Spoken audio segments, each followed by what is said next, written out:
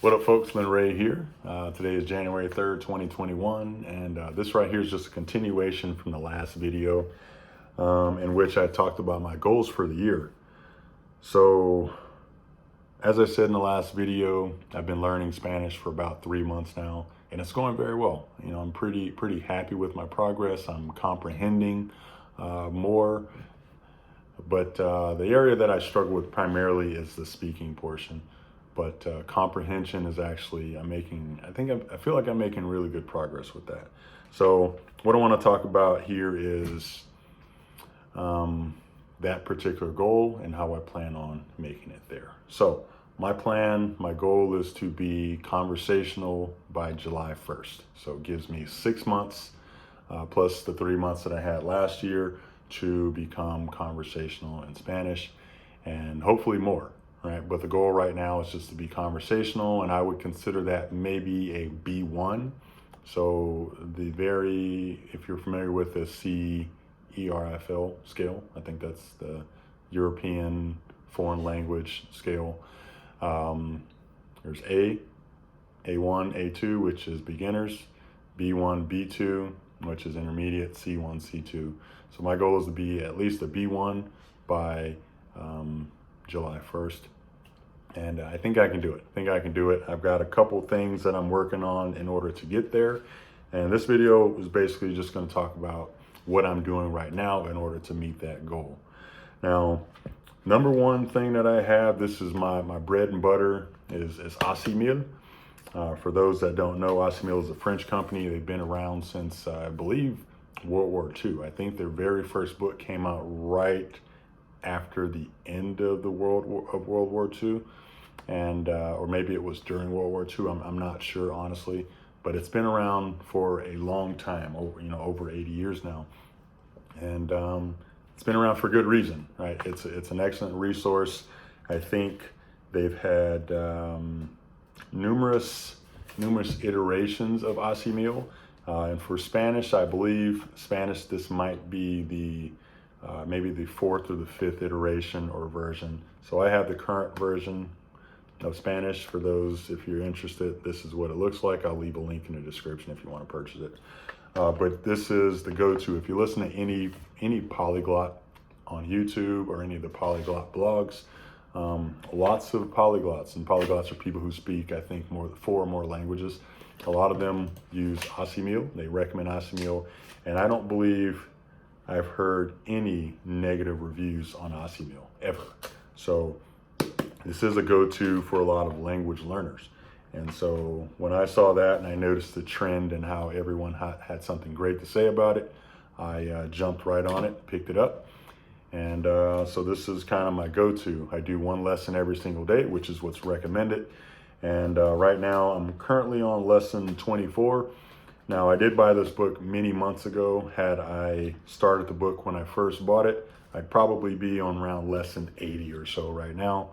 But I did start the book, and then I restarted, and then I stopped, and then I restarted, and then I stopped using it altogether. And I just picked it back up at the beginning of December 2020. And so right now, lesson 24.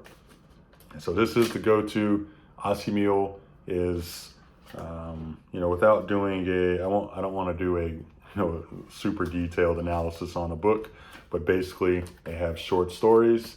They also have audio. So you listen to the story, repeat what you're hearing, and read at the same time. Very interesting. So you're reading, listening, and speaking at the same time. And through, for lack of a better word, osmosis over time, you will begin to understand what you're reading. So just for clarification, you can see here, this is lesson 20, so lesson 20. So on one side, they've got Spanish, and on the other side, they've got the English translation. So depending on your comprehension level, you can be reading the Spanish or reading the English while speaking Spanish at the same time. I think it's a pretty cool method, but so far I think it's working very well for me. I comprehend a lot more than I can speak, but baby steps, right? So this is the go-to. Again, I'll leave a link in the description if anyone's interested in these. You don't have to, but so that's my go-to, Assimil. Numero uno. Next thing I use is is a online software called Rocket Spanish. Again, I'm not paid by any of these people. These are just resources that I've found on the internet that I have found that a lot of people are having success with. Now, one of the cool things about Rocket Spanish is that it's a one-time fee, and and you get access to that particular level forever. So it's not like an online subscription. One-time fee, pay for it, and it's yours forever. And Assimil is very, very similar to Pimsleur. The biggest difference is that Pimsleur is only audio. Rocket Spanish has audio, has the same, 15 to 30 minute lecture, whereas you're repeating and following along with the dialogue, with the storyline. But Rocket Spanish, they have an online interaction type of software. So you can go on and do flashcards. They have, it'll give you like a sentence and you fill in the words, and you can actually speak the words, and it listens to you and it tells you if you're saying a word right or wrong, etc. Right? So it's a pretty cool little software, and it's literally one-time fee. It's kind of pricey, I will say that, but I actually had a discount code from somewhere that I found online, and I ended up getting it for very cheap. So I got the Spanish level 1, 2, and 3 for, I believe, like $90 or something like that. It's relatively inexpensive for what you get, right? So it's very similar to Pimsleur. And again, I don't know how much, I actually have Pimsleur as well. I don't use Pimsleur, but I do have Pimsleur. But it's very, very similar to Pimsleur. It just has multiple other interactive little features involved. So Assimil, I do Assimil about an hour a day, sometimes a little bit more depending on my drive. So I will listen to it in my car sometimes and also study in the morning. So it could be an hour to an hour and 30 minutes a day. But Assimil, definitely the go-to. Rocket Spanish is the thing that I do kind of next in line. I only do Rocket Spanish maybe 20 to 25 minutes a day. So I just do the lessons. I don't really do the interactive portion as much as I probably should, but I do listen to the lessons every single day. And so I do that again, 15 to 30 minutes, I should say 15 to 30 minutes a day, depending on the length of the lesson. Some lessons are only 15 minutes, some are 30 minutes. So that's it. Next thing I do is I read daily. So I'm finding that reading is probably one of the best ways to learn vocabulary.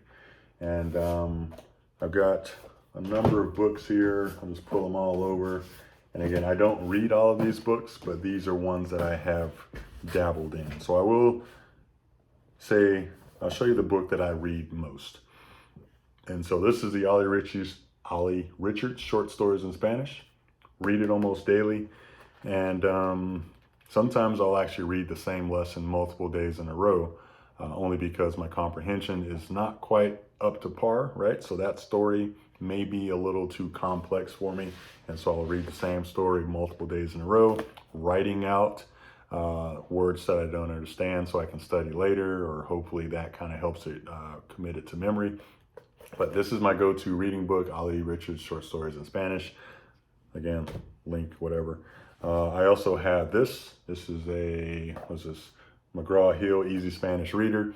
I don't read this one too often, even though I should, because the stories in this book are much shorter. So the stories in this book are probably a page to 2 pages long, whereas the Olly Richards, they're sometimes 2 to 5 pages long. So this one would probably be a much better reader for newbies, because again, stories are literally 1 to 2 pages long. So nothing too complex. Actually, now to look at it, most stories are actually 1 page long. So many, many stories in this book, but I would recommend getting this book as well. It's actually a good book. I don't use it as much as I should, but it is a great book. I do have Esperanza Renace. Honestly, I read about a couple pages of this. I didn't really enjoy it, so I don't really read it. Maybe one day when my reading comprehension is a little bit better, I'll pick it up again. So I don't really read that one at all. And now these next two are actually 2 of my favorite books in English. And I will admit I haven't actually read much of these books either. just because the vocabulary is a little too complex for me, sentence structures and things like that. So I haven't read much of it. But the first one is El Alquimista, which is the alchemist in English. And again, excellent book in English. I haven't read it in Spanish yet. Probably read maybe 10 to 15 pages worth. A little too complex right now for me, but this is one of my favorites in English. My other favorite book in English is The Four Agreements. So this one is Los Cuatro Acuerdos. So The Four Agreements. Excellent book in English. Excellent book in English. Excellent book in Spanish, but I just can't read it.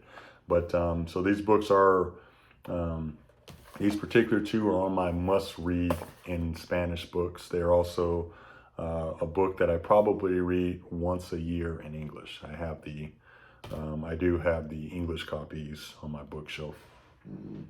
Yeah, they're on a bookshelf over there. So that's number 3. So I have my Assimil, I have my Rocket Spanish, and I have my reading daily. Again, I probably read the same book over and over and over, which I'm perfectly okay with because, baby steps, right? Trying to get that comprehension and learn those particular words that I come across daily.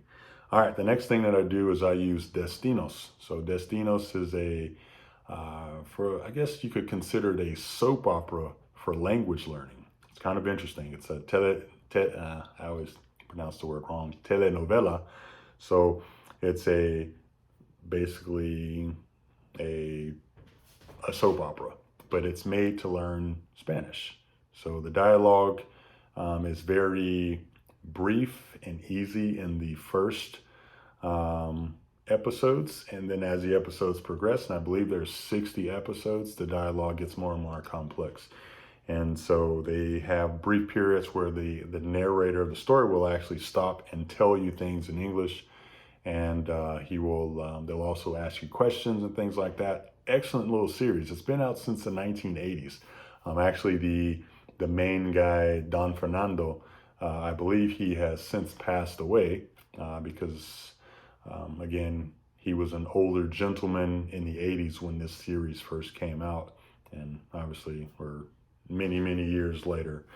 But Don Fernando Rosario, it's actually a really cool story. I'm just thinking of all the names and stuff. So yeah, so I would also recommend checking out, for those people who are learning a language, Destinos. Check it out. It's actually a pretty cool story, and it's all in Spanish with English narration. So it's pretty cool. It's a really excellent way to learn Spanish and to improve your comprehension. So I do Destinos 2 episodes a week. So each episode is about 30 minutes long, and I also have a workbook and a textbook that I use alongside of watching the actual series. So let's see, 3 more things. Try and make this quick here. So writing. I believe is important when you're learning how to speak a language, because writing, it just reinforces things that you're learning, right? So reinforcing the language, the spoken language. So I do write. I try to write daily. I don't do it every single day, but I try to. One of the biggest things that I do is I write lyrics. If I hear a song that I like, I will actually play that song or find it on YouTube or wherever the case may be and listen and write down what I hear. Now, what I write down may not actually be what is being spoken, but it helps me with my comprehension. Then I go back and I'll read the actual lyrics to the song, and I kind of work my way back from there. So I'm going to show you a brief clip. I don't know how YouTube's kind of weird with copyright stuff. So I'm going to play the song I'm listening to right now, the song that I actually wrote out in this particular notepad this morning. So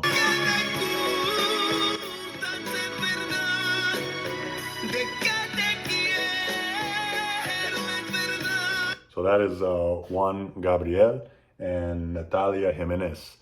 And so Juan Gabriel, he actually passed away about 5 years ago, but he is considered a Mexican great. Um, and he's been making music, for, well, he's passed now, but I believe he started making music back in the 70s, the 60s or the 70s or so. No, let's see. So he died in 2015. He was 60. Yeah, he was 66 years old, I believe, when he died. So he's been making music for a really long time. Excellent music. His music is very clear and understandable. So if you're interested in a musician, Juan Gabriel is actually a really good guy to listen to. So yeah, so take it for that. Take it for what it is.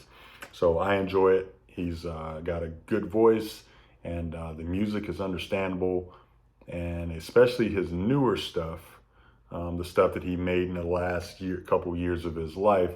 It's kind of got a newer flavor, whereas the older stuff has the typical traditional Mexican, I guess you would call almost like a polka type of sound to it, which I enjoy as well. But his newer stuff does have a newer type of sound to it. And he has a lot of duets with other famous Mexican singers, which I really enjoyed. So I'll listen to songs. He's the guy I'm listening to right now, and I will write out the lyrics and just go through and see if I can decipher what I wrote out, and then I'll go back and look at the actual lyrics, and I will see where I made mistakes at and correct from there. That's the writing portion. I'll also do that with Assimil. So I'll listen to the Assimil lessons, and I'll also write them out. I should have said that earlier. Texting. So my daughter's learning Spanish as well. So I have been texting her in Spanish. Now, every now and again, if it's quick, because it takes too long sometimes to compute the English to Spanish, I'll just text her in English. But for the most part, I have been strictly texting her in Spanish because she is learning a language as well. So it's cool, nice little language partner. Have a family member, a child, a sibling learn Spanish with. I actually enjoy it. So that's cool.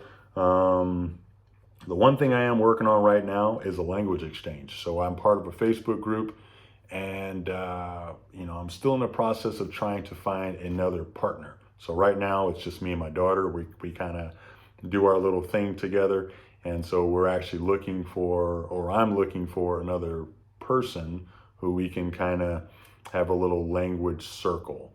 And so that's kind of where we're at right now. So I think that portion is important for especially just having basic conversations and basic comprehension, right? So